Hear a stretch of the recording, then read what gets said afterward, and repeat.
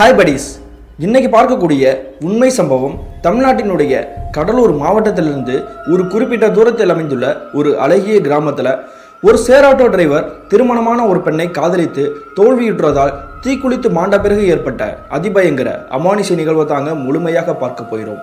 இன்னைக்கு பார்க்கக்கூடிய இந்த சம்பவமும் கொஞ்சம் கூட திகிலும் அமானுஷ்யமும் குறையாமல் நீங்கள் அப்படியே எதிர்பார்க்கலாங்க. இதுபோல உங்களோட வாழ்க்கையிலும் ஏதாவது திகில் நிகழ்வுகள் நடந்துச்சுன்னா இந்த இமெயிலுக்கு ஷேர் பண்ணலாங்க. இது வரைக்கும் நம்ம சேனலை சப்ஸ்கிரைப் பண்ணாமல் பார்த்துட்டு இருந்தீங்கன்னா சப்ஸ்கிரைப் பண்ணிட்டு பக்கத்தில் இருக்கக்கூடிய பெல் பட்டனையும் சேர்த்து கிளிக் பண்ணிக்கோங்க. நான் உங்கள் Afsar. Welcome to Afsar investigation.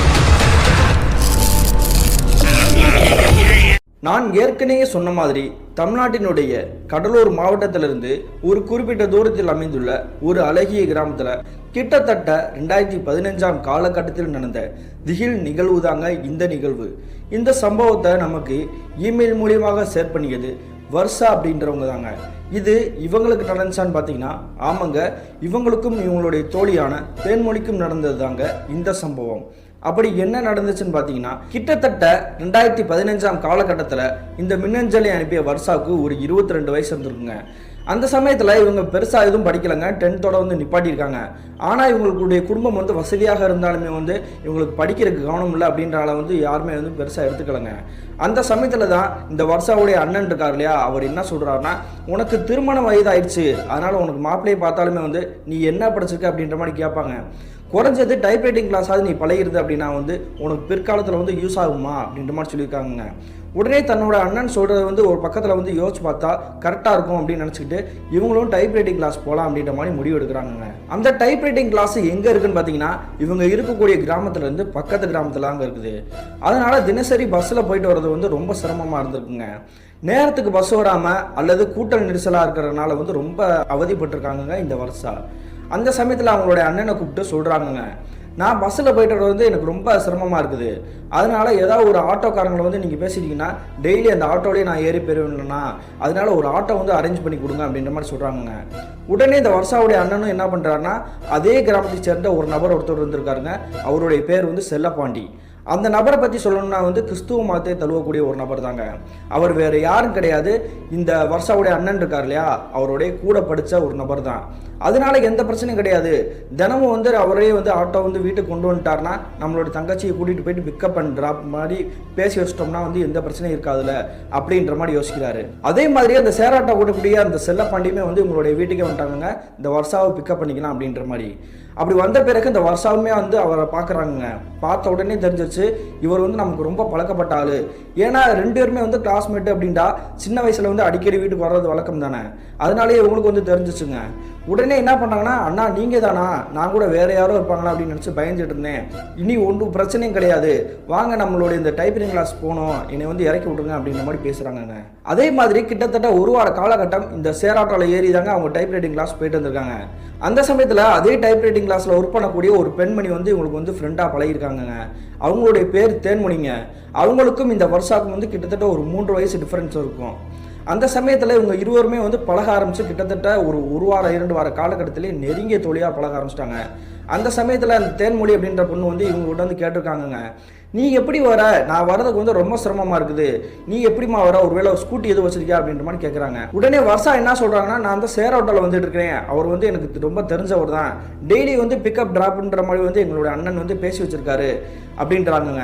இதை கேட்டதும் இந்த தேன்மொழி என்ன சொல்கிறாங்கன்னா, நான் பக்கத்தில் தான் இருக்கேன், என்னை அந்த ஆட்டோக்கார்ட்டே நீ அறிமுகப்படுத்தி விட்டேன்னா 2 பேருமே டெய்லி சேர்ந்து நம்ம போயிட்டு வந்துடலாம் அப்படின்ற மாதிரி முடிவு எடுக்கிறாங்க. அதே மாதிரி அந்த ஆட்டோ டிரைவர் செல்லப்பாண்டிக்கிட்ட பேசி அறிமுகமான பிறகு இவங்க இருவருமே போயிட்டு கூட்டிகிட்டு வர்றது அந்த மாதிரி செயலில் ஈடுபட்டு இருந்திருக்காருங்க.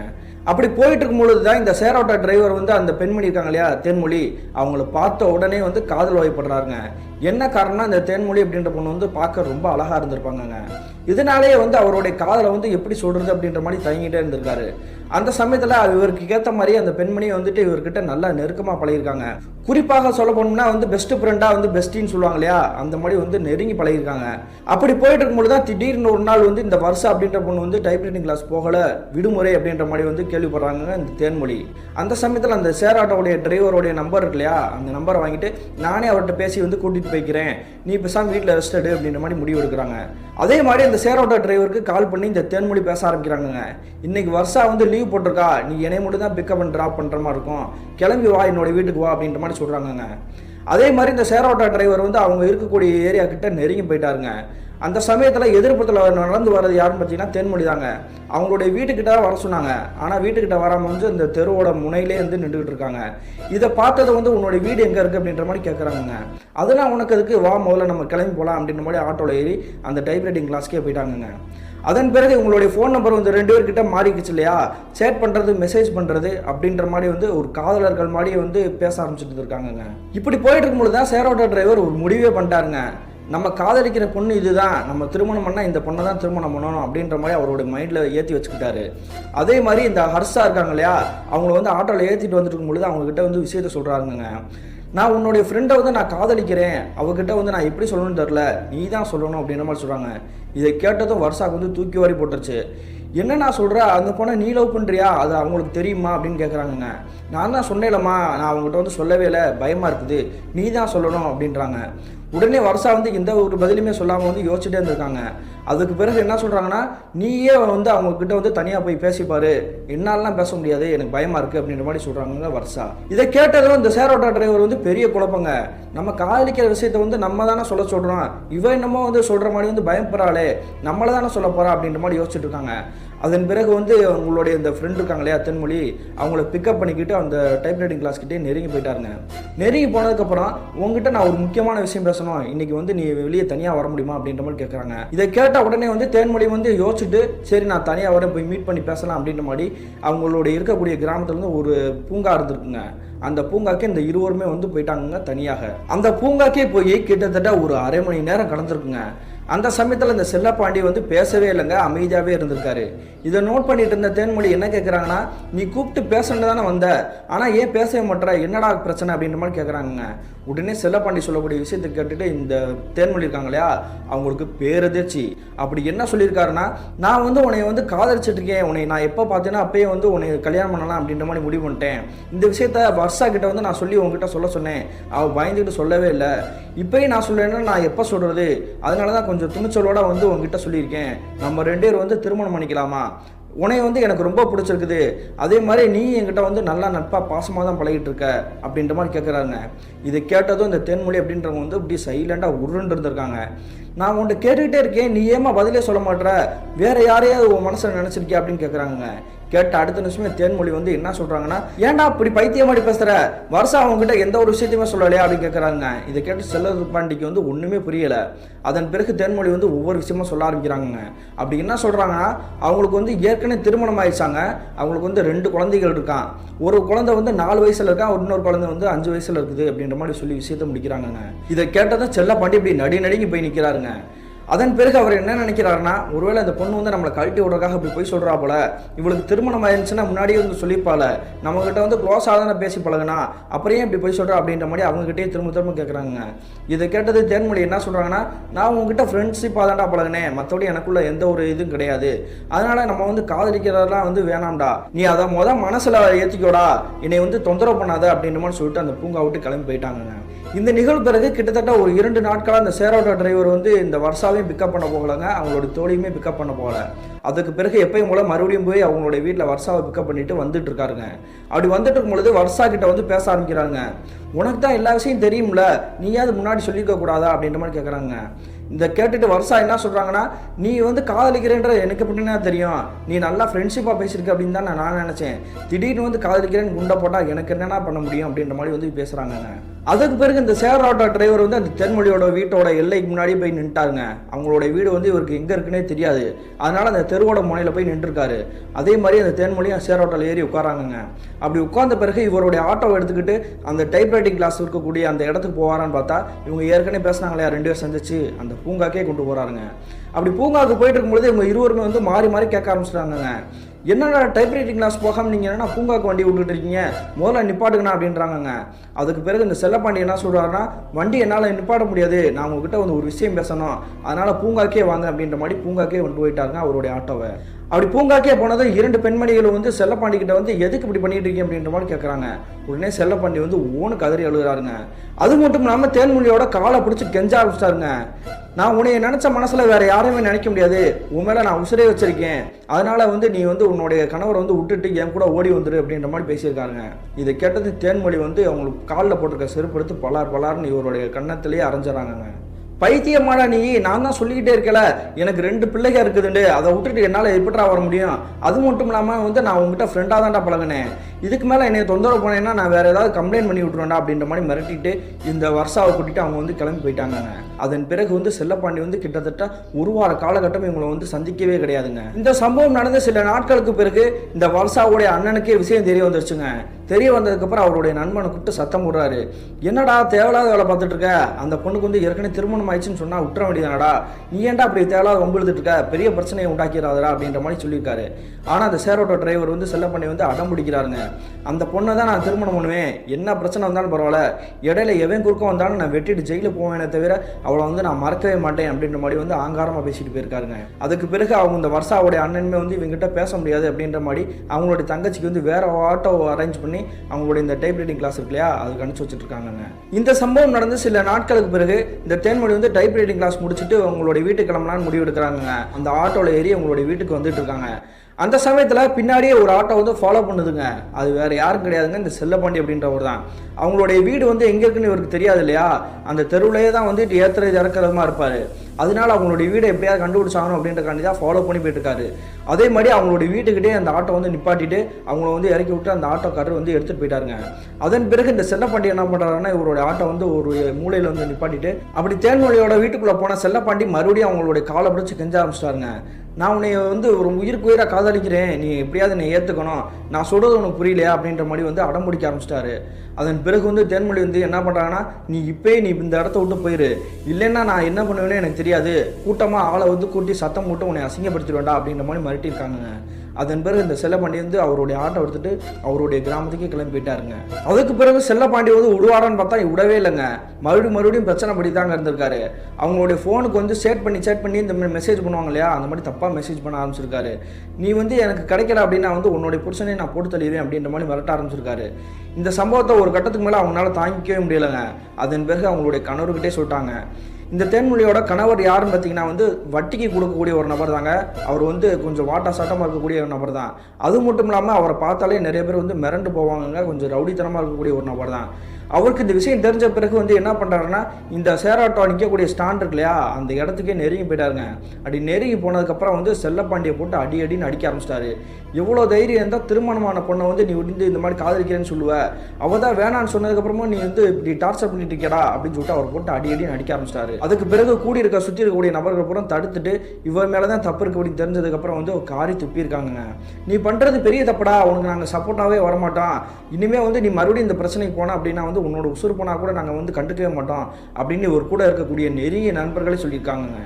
அதே மாதிரி சத்தம் போட்ட பிறகு இந்த தேன்மொழியோட கணவர் இல்லையா, அவர் வந்து வான் பண்ணிட்டு இனிமேல் நீ வந்து அவளுக்கு வந்து எந்த தொந்தரவும் பண்ணக்கூடாது, பண்ண அப்படின்னா வந்து உன்னை உயிரோட விட மாட்டேன் அப்படின்னு சொல்லிட்டு அவருடைய வீட்டுக்கே போயிட்டுருக்காருங்க. இப்படி கூடி இருக்கிற நண்பர்களே நமக்கு வந்து சப்போர்ட் பண்ணலையே, நம்மளை வந்து அசிங்கப்படுத்திட்டாங்களே அப்படின்ட்டு வேதனையோட ஒரு தினமும் குடிக்க ஆரம்பிச்சிருக்காருங்க. அந்த சமயத்தில் தாங்க ஒரு நாள் தோராயமாக நள்ளிரவு ஒரு மணி இருந்திருக்கும். அந்த சமயத்தில் இவர் வந்து என்ன பண்ணியிருக்காருன்னா, குடிச்சிட்டு அந்த ஆட்டோ வந்துட்டு நடுராத்திரியில் வந்து ஓட்டிகிட்டு இருந்திருக்காருங்க. அப்படி ஓட்டிகிட்டு இருக்கும்பொழுது திடீர்னு இவருடைய கண்ட்ரோல் இழந்து வந்து பக்கத்தில் இருக்கக்கூடிய இந்த ரோட் சைடு வந்து கார்னரில் ஒரு மரம் இருக்கும் இல்லையா, அதுலேயே போய் விட்டு மோதிருக்காருங்க. மோதின அடுத்த நிமிஷமே ஆட்டோ கவுந்து இப்படி கீழே விழுந்திருக்காரு. அதன் பிறகு வந்து போதையிலே அங்கேயே தாங்க கடந்திருக்காரு. காலையில் அதிகாலையில் சுற்றி இருக்கக்கூடிய நபர்கள் அங்கே வருவாங்க இல்லையா, அப்படி வரவங்க வந்து பார்த்துட்டு தாங்க விஷயமே தெரிய வந்திருக்குது. அதுக்கு பிறகு இவரை தூக்கிட்டு வந்து ஆஸ்பத்திரியில் சேர்த்துறாங்க. அப்படி ஆஸ்பத்திரியில் சேர்த்த பிறகு இந்த செல்லப்பாண்டியோட அப்பா அம்மா வந்து பார்க்குறாங்க. அதுக்கு பிறகு மருத்துவர் சொல்லக்கூடிய விஷயத்தை கேட்டு எல்லாருமே வந்து மிரண்டு போயிட்டாங்க. அப்படி என்ன நடந்திருக்குன்னா, இவர் ஆட்டோ வந்து கவுந்துச்சு இல்லையா, கவுந்ததில் வந்து இவருடைய கால் வந்து பலமாக அடிபட்டுச்சுங்க. அதனால ஒரு காலை வந்து பாதியாக வந்து எடுத்தாகணும் அப்படின்ற மாதிரி விஷயத்த சொல்கிறாங்க. அதனால தான் கூடியிருக்க அவங்களுடைய உறவினர்கள் எல்லாமே வந்து தகச்சு போயிட்டாங்க. தேவையில்லாத இப்படி தப்பு பண்ணி இப்படி பிரச்சனையில் மாட்டி உன்னோட காலை பயிற்சியடா, இதுக்கு பிறகு நீ எப்போ ஆட்டோ ஓட்டுவா அப்படின்ற மாதிரி வந்து வருத்தப்படுறாங்க. இந்த நிகழ்வு நடந்து கிட்டத்தட்ட ஒரு 3 மாதம் கழித்துமே வந்து என்ன பண்ணுறாருன்னா, இந்த வருஷம் இருக்காங்க இல்லையா, அவங்க வீட்டுக்கே போயிட்டாருங்க. அப்படி வீட்டுக்கு போயிட்டு நான் உன்னுடைய தோழியை வந்து நான் காதலிக்கிறேன், அவர்கிட்ட என்ன சொன்னாலும் புரிய மாட்டேங்குது, நீயாவது போய் புரிய வை அப்படின்னு இருக்காங்க.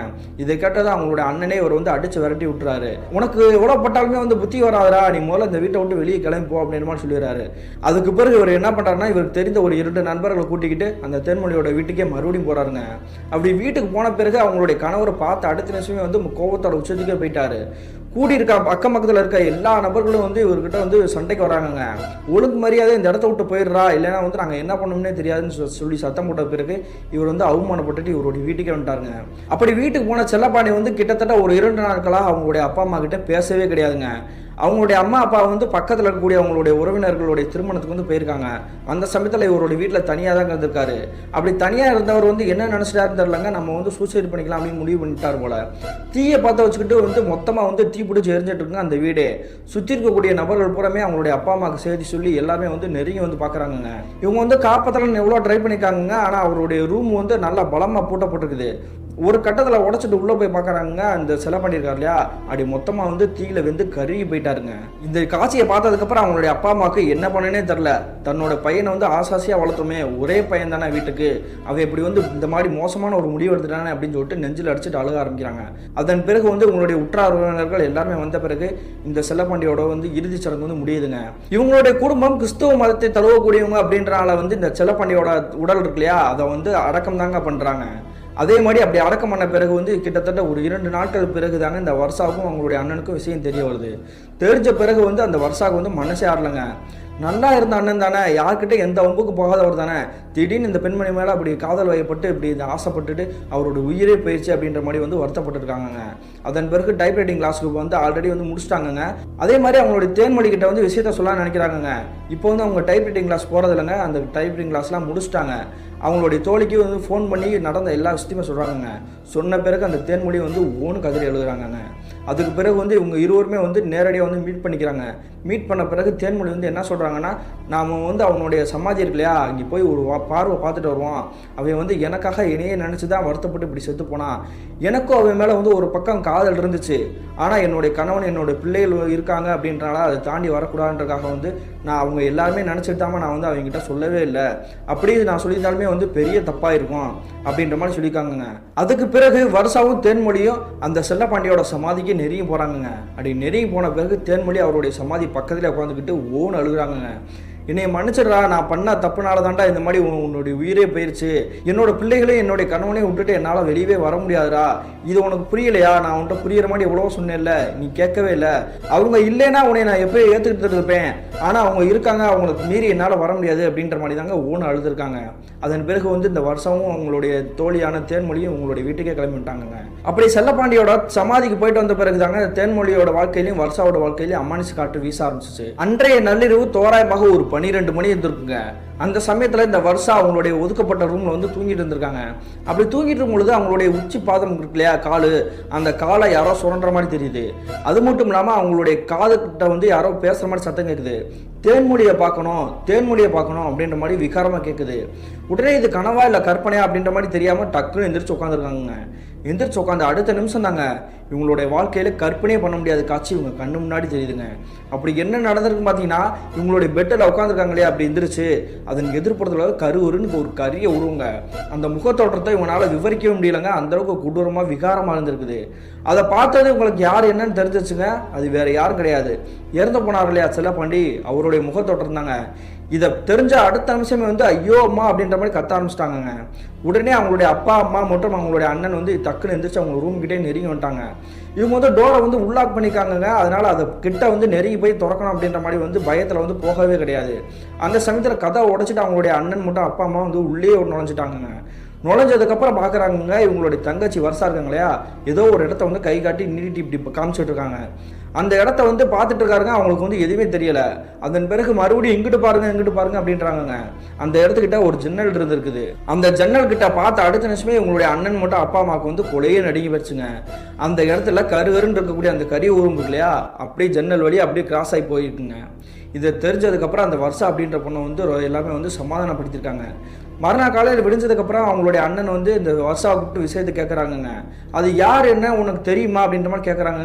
இந்த வருஷா வந்து அவங்களுடைய முகத்தோற்றத்தை பார்த்துருச்சு இல்லையா, அதனால செல்லப்பாண்டி அண்ணன் தான் வந்து நின்றது எனக்கு நல்லா தெரியும் அப்படின்ற மாதிரி சொல்லியிருக்காங்க. அதன் பிறகு பக்கத்தில் இருக்கக்கூடிய கோயிலுக்கே கூட்டிகிட்டு போயிட்டாங்க. கோயிலுக்கு கூட்டிகிட்டு போயிட்டு இவங்களுடைய கையில் வந்து ஒரு கைத்தை கட்டி அனுப்பிச்சி வச்சுக்கிறாங்க. இனிமேல் உங்களுக்கு எந்த ஒரு பிரச்சனையும் வராது, பாதிப்பு வராது, நீ தைரியமாக வீட்டுக்கு போங்க அப்படின்ற மாதிரி அனுப்பிச்சி வச்சுறாங்க. அப்படி வீட்டுக்கு வந்த பிறகு கிட்டத்தட்ட ஒரு 2 மணி நேரம் கழிச்சு இந்த வருஷம் என்ன பண்ணுறாங்கன்னா அவங்களோட தோழியான தேன்மொழிக்கு வந்து ஃபோன் பண்ணுறாங்க. ஃபோன் பண்ண அடுத்த நிமிஷமே வந்து அட்டன் பண்ணுறாங்கங்க. அந்த தேன்மொழி அப்படின்றவங்க வந்து ஓன் அழுகிற மாதிரி தெரியுது. என்னது, ஏன் இப்படி நம்ம எதுவுமே பேசவே இல்லையே, திடீர்னு அழுதுட்டு இருக்காங்க, ஒருவேளை அந்த ஆன்மா வந்து இவங்களே எதுவும் பயமுறுத்திருக்குமோ அப்படின்ற மாதிரி வந்து அக்கா அக்கா அப்படின்ட்டு இருக்காங்க. அந்த சமயத்தில் அந்த தேன்மொழி வந்து ஃபோன் அட்டன் பண்ணி பேசலைங்க, அவங்களுடைய கணவர் தான் பேசிகிட்டு இருக்காரு. உன்னோட சேர்ந்து தான் என்னோட மனைவி கெட்டு போயிட்டா, தேவையில்லாமல் இந்த செல்லப்பாண்டி அப்படின்ற வந்து என்னுடைய வாழ்க்கையில் வந்து இப்படி இணைச்சு விட்டுட்டியே, அதனால தான் என்னுடைய மனைவி நானும் இப்போ சண்டை போட்டுக்கிட்டு இருக்கிறோம், அவள் இனிமேலாவது நிம்மதியாக இருக்கட்டும், சமாதிக்கு போயிட்டு வந்ததுலேருந்து அவள் ஒழுங்காவே இல்லை அப்படின்ற மாதிரி வந்து திட்ட ஆரம்பிச்சாங்க. அதன் பிறகு அவங்க நடந்த விஷயத்தெல்லாம் சொல்லலாம்னு நினைக்கிறாங்க. ஆனால் அவங்களுடைய கணவர் வந்து எதுவுமே கேட்குற மாதிரி தயாராகவே இல்லை. அதன் பிறகு ஃபோனே கட் பண்ணிட்டாருங்க. அதுக்கு பிறகு வருஷா தேன்மொழிக்கிட்ட எதுவும் பேசவே நினைக்கலங்க. ஏன்னா அவங்களுடைய அண்ணனே தடுத்துட்டாரு. இதுக்கு மேலே நீ அவன்கிட்ட எதுவும் பேச வேணாமா, பேசினா அவங்களுடைய கணவர் வந்து உங்ககிட்ட தான் வம்புக்கு வருவார், உனக்கு எதுக்கு கெட்ட பேர், நீ பேசாமல் ஒதுங்கிடு அப்படின்ற மாதிரி கண்டிச்சு போயிட்டாருங்க. அதன் பிறகு இந்த நிகழ்வு நடந்து ஒரு 2 நாட்கள் கடந்துருக்குங்க. அந்த சமயத்தில் தேன்மொழி அவங்களுடைய கணவர் அவங்களுடைய பிள்ளைகள் இருக்கு இல்லையா, எல்லாருமே விழுந்து வீட்டில் தூங்கிட்டு இருந்திருக்காங்க. அன்றைய நேரம் நடுநிசி நேரம் வந்திருக்கும். அந்த சமயத்தில் இவங்களுடைய கணவருக்கு வந்து டக்குன்னு வந்து தூக்கத்துலேருந்து முடிச்சிருக்காருங்க. முடிச்சதுக்கப்புறம் பார்க்குறாருங்க, அவங்க பக்கத்தில் படுத்துக்கக்கூடிய அவங்களுடைய மனைவியை காணோம். அவங்களுடைய பிள்ளைகள் வந்து பக்கத்தில் படுத்து தூங்கிட்டு இருக்காங்க. அப்போ இவ எங்கே போயிருப்பா அப்படின்னு சொல்லிட்டு பாத்ரூம் கிட்ட நிறைய போய் பார்க்குறாருங்க. ஆனால் பாத்ரூமே யாருமே கிடையாது. சுற்றி முற்றி ஹால் எல்லாமே தேடிட்டு உங்களுடைய வீட்டு மொட்டை மாடி இருக்கு இல்லையா, அந்த மொட்டை மாடிக்கு ஏறி போகிறாருங்க. அப்படி மொட்டை மாடி ஏறி போயிட்டு இருக்கும்பொழுதே அவங்களுடைய மனைவியோட பேரை சொல்லி கூப்பிட்டுட்டே தாங்க போகிறாரு. அப்படி போகும்பொழுது ஒரு இடத்த பார்த்துட்டு ஒரு மிரண்டு போயிட்டாருங்க. என்ன நடந்திருக்குன்னா, அவங்களுடைய மனைவி தேன்மொழி வந்து என்ன பண்ணுறாங்கன்னா, தண்ணி டேங்க் இருக்கு இல்லையா, அது மூளையில் எடுத்துக்கிட்டு ஏதோ ஒரு இடத்த விட்டு அப்படி ஒரு மாதிரி உத்து பார்த்துக்கிட்டு விகாரமாக நின்றுட்டு இருந்திருக்காங்க. உடனே இவ என்ன இங்கனக்குள்ளே நின்றுட்டு இருக்கா, பக்கத்தில் நம்ம போய் பார்த்துட வேண்டியது அப்படின்ற மாதிரி நெருங்கி போகிறாருங்க. நெருங்கி போய் பார்த்தா அவங்களுடைய மனைவி வந்து ஓன்னு கதறி அழுதுட்டு இருக்காங்க. என்னடி ஆச்சு, ஏன் இப்படி அழுதுட்டு இருக்க அப்படின்னு சொல்லிட்டு அவங்களுடைய தோள்பட்டையில் கை வச்சதாங்க. அடுத்த நிமிஷமே அவங்க வந்து திரும்பி நின்றுக்கிட்டு விகாரமாக பேச ஆரம்பிச்சிருக்காங்க. அப்படி என்ன சொல்லியிருக்காங்கன்னா, என்னுடைய வாழ்க்கையில் வந்து உன்னை கல்யாணம் பண்ணாதான் எனக்கு வந்து பெரிய பிரச்சனையே, நான் ஆசைப்பட்டு அந்த செல்லப்பாண்டியை வந்து நான் காதலிச்சேன், ஆனால் அவன் வந்து நான் திருமணம் பண்ண முடியலை, குறுக்க வந்து நீ தாண்டா நின்றுட்டு இருக்க, உன்னோட பிள்ளைகளும் வந்து எனக்கு வந்து இடைஞ்சலாம் வந்து நின்றுட்டு இருக்குது, நீ மட்டும் டைவர்ஸ் கொடுத்துட்டா நான் நிம்மதியாக இருப்பேன்டா அப்படின்ற மாதிரி சொல்கிறாங்க. இதை கேட்டது அவங்களுடைய கணவர் வந்து இப்படி மிரண்டு போய் தகச்சு போய் பார்த்துட்டு இருக்காரு. என்னடி சொல்லிட்டு இருக்கா, அப்போ நீ தான் அவனை வந்து காதலிச்சுட்டு இருந்தியா, இத்தனை நாளாக வந்து என்னை ஏமாத்திட்டு தான் இருந்தியா, அவனே செத்து போயிட்டான், அதுக்கப்புறமா உனக்கு என்னடி பிரச்சனை அப்படின்ற மாதிரி கேட்டிருக்காருங்க. உடனே அவங்களுடைய மனைவி வந்து தேன்மொழி என்ன சொல்கிறாங்கன்னா, மறுபடியும் வந்து பேரதிர்ச்சி உண்டாக்க மாதிரி தாங்க சொல்கிறாங்க. அவன் செத்து போனாலும் நான் அவனை நினச்சிட்டு தான்டா வாழ்வேன், இனிமேல் நீ எனக்கு தேவையில்லை, உன்னோட பிள்ளைகளும் எனக்கு தேவையில்லை அப்படின்ற மாதிரி பேசிட்டு அவங்களுடைய ரூமுக்கே கீழே இறங்கி இப்படி போயிட்டாங்க. இந்த விஷயத்தையெல்லாம் கேட்டால் அவங்களுடைய கணவருக்கு வந்து ஒன்றுமே புரியலைங்க. என்ன ஆச்சு, ஏன் இப்படி பேசிகிட்டு இருக்கா, அப்போ இவளுக்கும் அவனுக்கு வந்து ஆல்ரெடி வந்து இல்லீகல் அஃபேர் இருந்திருக்கும் போல, அதனால தான் நம்மக்கிட்ட எதுவுமே சொல்லாமல் இருந்திருக்கா, இப்போ செத்ததுக்கப்புறமா அவனை நினச்சி தான் வருத்தப்பட்டு இருக்கா, இவளாம் நல்லாவே இருக்க மாட்டா, இதுக்கு மேலே இவ ஏதாவது ஒரு பிரச்சனை பண்ணானா உங்களுடைய அப்பா அம்மா கிட்ட கூப்பிட்டு நடந்த எல்லா விஷயத்தையுமே சொல்லிட வேண்டியதான் அப்படின்ற மாதிரி நினச்சிட்டாருங்க. அதன் பிறகு மறுநாள் காலையில் விடிஞ்சதுக்கு அப்புறம் பார்த்தீங்கன்னா அவங்களுடைய மனைவி வந்து எப்பயும் போல பேசியிருக்காங்க. அதனால் இவருடைய பிரச்சனை வந்து மறுபடியும் உங்கள் வீட்டுக்கு வந்து எதுவும் கேட்க வேணாம், சமாதானம் ஆயிட்டா போல அப்படின்ற மாதிரி நினச்சிருக்காங்க. அன்றைய பொழுது வந்து உங்களுடைய பிள்ளைகள் இருக்கு இல்லையா, அவங்களுக்கு வந்து ஒரு காலகட்டத்தில் வந்து ஒரு பையனுக்கு வந்து பர்த்டே வந்திருக்குங்க.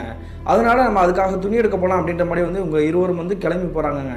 அந்த சமயத்தில் இவங்களுடைய ரோட்டோட காரணம் நின்றுக்கிட்டு ஆட்டோ வருமானு வெயிட் பண்ணிட்டு இருந்திருக்காங்க.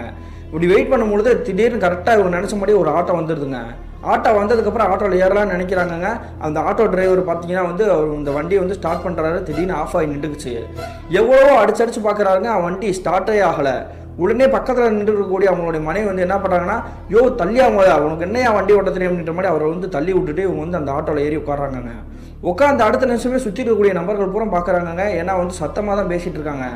ஏன் இப்படி வித்தியாசமாக பண்ணிகிட்டு இருக்கா, இவளுக்கு ஆட்டோவை பற்றி என்ன தெரியும் அப்படின்ற மாதிரி யோசிச்சுட்டு இருக்காங்க. அந்த சமயத்தில் அந்த பெண்மணி வந்து அந்த ஆட்டோ வந்து டக்குன்னு ஸ்டார்ட் பண்ணுறாங்க. உடனே ஆட்டோ ஸ்டார்ட் ஆயிடுச்சு.